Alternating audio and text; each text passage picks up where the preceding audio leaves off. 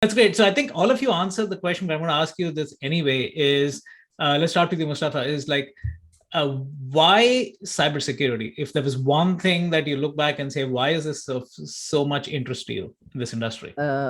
It's so much fun to understand how it's work and how to detect malware for forensics, how the attack happened, how it's working in the memory, how the Windows got hacked, the CVEs that got used, the scripts, the low level part is so much fun. Okay. Hey, that's a great answer. David, I know you touched upon this again. So if there was one thing that you that attracted you towards this industry, what's that? I would say a lot. The one thing would be, of course, the passion behind it, and the cyber community. It's wonderful. Everyone's like here to help each other, and that's just one of the many things I love about it.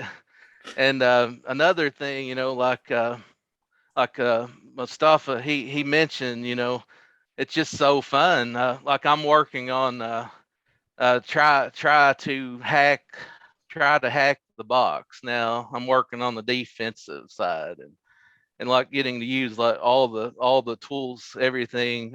It's just all the technical side, learning how everything works to defend, and then I'm also looking into maybe doing some of the offensive side as well to try to get a feel to see what that looks like, maybe coming across the network. Because my end goal is to get maybe like a SOC analyst, incident response, something in that nature. But yeah, overall, that would be what I would say and two, and not just help. It's helping the people. We're fighting crime. I love that aspect too. So Great. Okay. So, so yeah. someone, one thing for you, what got you interested in cyber?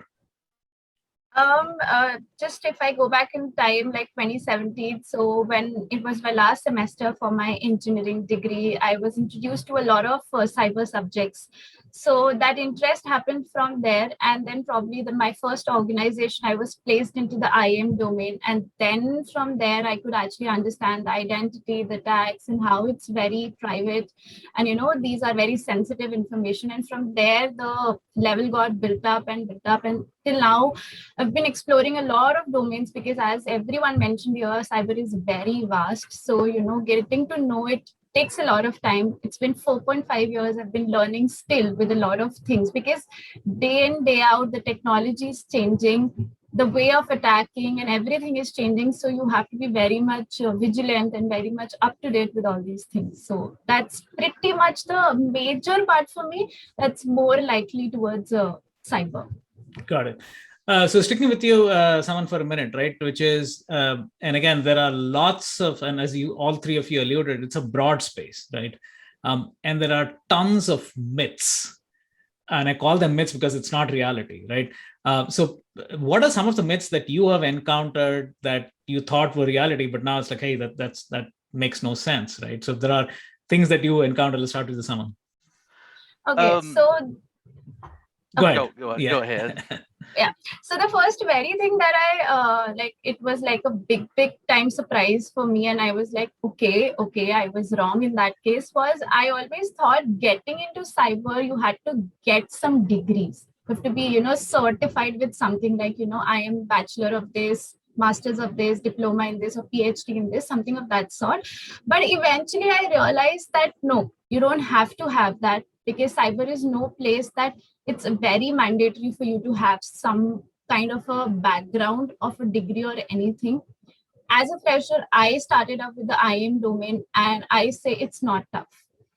You can easily be, in flow. You can understand things. You can learn things on your own pace. You do not at all need a degree for it.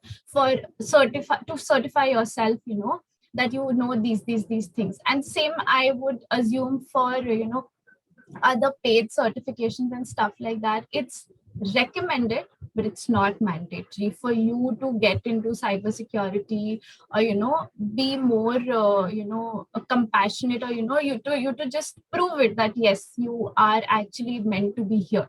So that's more on the learning end. And later, a lot of awareness I got to know on the end that there's more of that gender ratio, like the women are less into those particular domains, but now I see a lot of women being excelling into cyber field, amazing people on LinkedIn, the day in day out they're putting in their effort. So that's one thing. That's no, it's not now a major male dominated section, but yeah, women are coming into in and doing a lot of stuff in every domain. Yeah. I completely agree. So let's move to you, David. Again, what's your take? Yes, I do agree also with what Salman said. At first, I thought, you had to have like all these degrees, everything, but no, it's just, I believe, a matter of hands-on, like learning the labs. I think practical labs will help more than anything.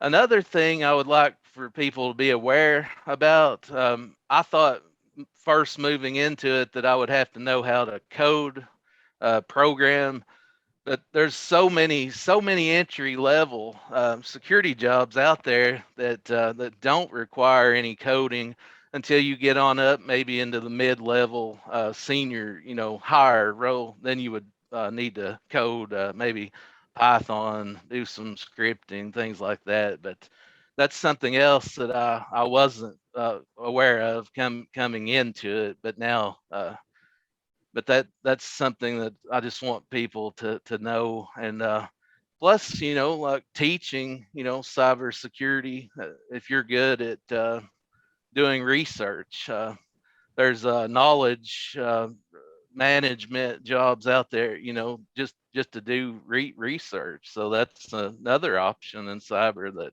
I wasn't aware about, coming in. So Great insight, and love your perspective. So, Mustafa, I know you're doing a lot. Again, talk about what you thought was reality coming in, it turned out to be a myth.